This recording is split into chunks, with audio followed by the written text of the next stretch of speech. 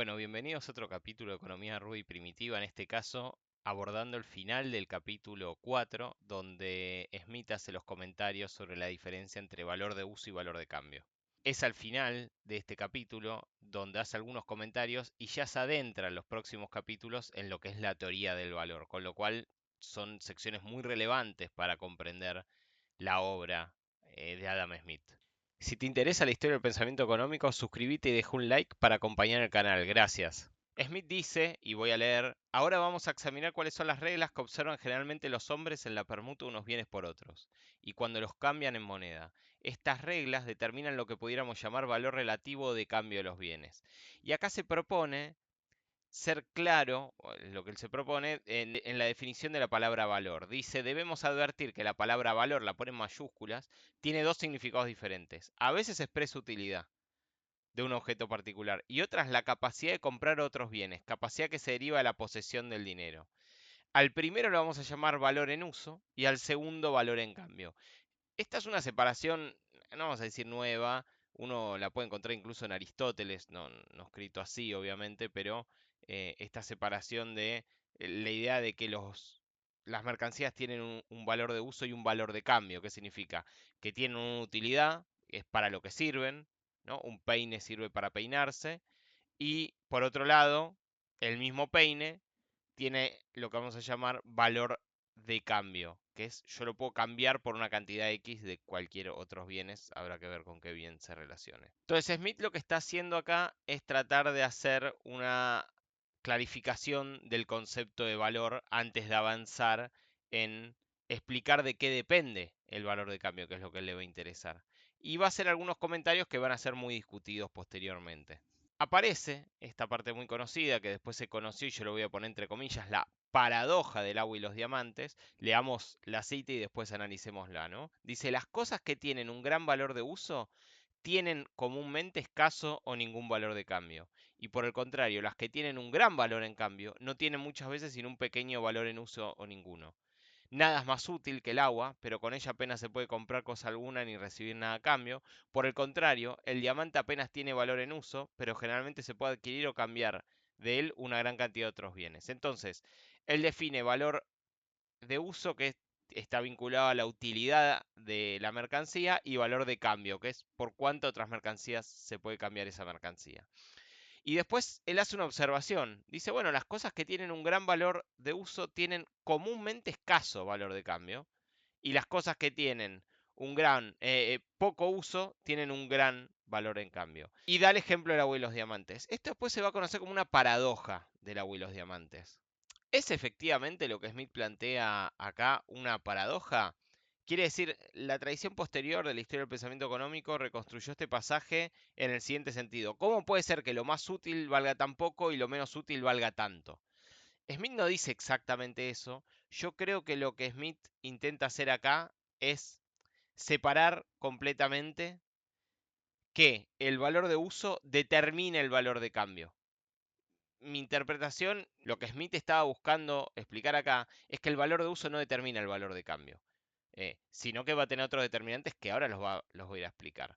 Ahora, da este ejemplo del agua y los diamantes que se interpretó como una paradoja. ¿Qué es lo que dice Smith en inglés? Dice, the things which have the greatest value in use have frequently little or no value in exchange. Y me interesa esa palabra frequently little, frecuentemente o comúnmente, ¿no? Podríamos decir.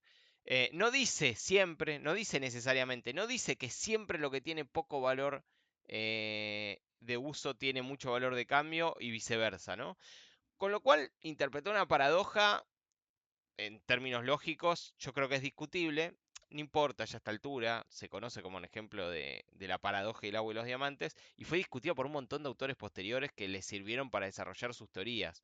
Ahora, lo que me interesa aclarar acá es que Smith lo que está tratando de hacer es desligar que el valor de cambio dependa del valor de uso. ¿Qué significa esto? Que las cosas se cambian porque tengan mucha o poca utilidad. Y Smith, a continuación de esto, nos arma como un plan de trabajo de lo que él va a hacer en los próximos capítulos. Dice, para investigar los principios que regulan el valor de cambio, que esa es su pregunta. ¿Por qué una mercancía se cambia por más o menos que otras? Procuraremos poner en claro, y aclara, primero, cuál sea la medida de este valor en cambio, o en qué consiste el precio real de todos los bienes. Segundo, cuáles son las diferentes partes integrantes de que se compone lo que él va a llamar el precio real. Y por último, tercero, cuáles son las diferentes circunstancias que unas veces hacen subir y otras bajar algunas o todas las distintas partes del componente del precio, por encima o por debajo de la proporción natural o corriente. Bien, como que está armando un plan de trabajo y en parte ya está haciendo nos está adelantando lo que va a estar abordando en los próximos 3 capítulos de la obra. Pues el capítulo 5, la pregunta es, ¿cuál es la medida del valor? Investiga el precio, en términos de Smith, lo que él llama el precio real. Capítulo 6. ¿Cuáles son los determinantes del valor? ¿Cuáles son las partes que lo integran? ¿Cómo está integrado el valor? Y el capítulo 7. ¿Cuáles son los determinantes del precio de mercado y su relación con el valor y sus partes integrantes? Ahí vamos a avanzar después y vamos a separar precios de valor, pero en principio está adelantando lo que va a ser en los próximos 3 capítulos. Ahora, ¿por qué llega acá Smith? Porque la pregunta es la pregunta que yo considero que casi es la pregunta madre de la ciencia económica y de la teoría económica, que es ¿por qué las mercancías se intercambian por más o menos que otras mercancías? ¿No? Estoy evitando poner la palabra precio acá, lo estoy todavía planteando en términos de trueque, pero ¿por qué una mercancía se cambia por más o por menos?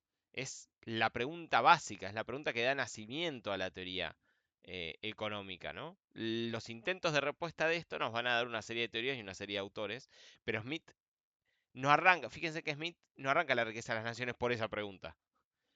Recién aparece, no digo que esté mal, pero aparece a fines del capítulo 4 porque está introduciendo el capítulo 5, donde va a tratar de abordar esta problemática. Ahora, traigo esta aclaración de Smith porque va a ser interesante también para ver lo que viene, pues yo también voy a recortar en varias partes estos videos, porque me parece que es la parte más complicada para entender qué es lo que Smith quiere desarrollar y quiere decir. En parte porque también Smith tiene muchas dificultades acá. eh, pero Smith nos dice, me propongo explicar con la claridad y precisión posible estas 3 cuestiones en los 3 capítulos siguientes, en los cuales someteré a dura prueba la paciencia y atención del lector. O sea, él mismo está explicando que lo que viene implica que hay que tener paciencia y atención. La paciencia para examinar y revisar detalles que a veces nos pueden parecer innecesariamente prolijos. La atención para comprender lo que, aún después de tanta explicación como seamos capaces de dar, pudiera parecer innecesariamente tedioso. Pero correrá el riesgo de ser prolijo para tener la seguridad de ser claro. Aún a pesar de hacer el máximo esfuerzo para conseguirlo, quedarán todavía algunos puntos oscuros, sin aclarar, debido a la naturaleza en extremo abstracta del tema. Smith está haciendo un adelanto de las dificultades ya que va a tener y de las complicaciones que va a encontrar en su intento de desarrollar la teoría del valor. Vamos a ir desarmando todas estas dificultades, pero es interesante que el propio autor hace una aclaración previa, ¿no? Y esto está al final del capítulo 4. Por lo tanto, adentrémonos ya, y con esto cerramos este video, en el capítulo 5 para ver los inicios de la teoría del valor en la obra de Adam Smith. Muchas gracias.